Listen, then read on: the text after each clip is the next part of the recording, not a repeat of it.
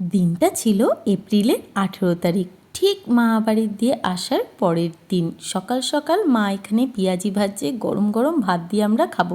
বর গেছিল বাজারে ইলিশ মাছ আনতে, আসার সময় আমাদের সবার জন্য আমিত্তি এনেছে।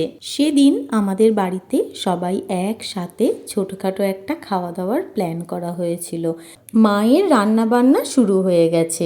আমাদের বাড়ির দুটো ছানার জন্য এখানে হচ্ছে ইলিশ মাছের পাতলা ঝোল, আর আমাদের বড়দের জন্য সর্ষে ইলিশ, এই দিকে মাথা দিয়ে হয়েছে একটা তরকারি, আর ছিল ইলিশ মাছের লুকা, যেটা আমরা সবাই খেতে খুব ভালোবাসি। সেদিন খাওয়া দাওয়ার প্ল্যানটা হুট করে হলেও আমার জামাইবাবুর একটা আবদার পূরণ করার ছিল।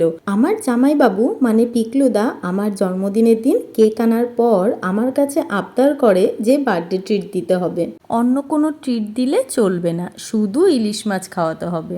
আর জামাইবাবু তার শালির কাছে আবদার করেছে, সেটা পূরণ না করলে হয়?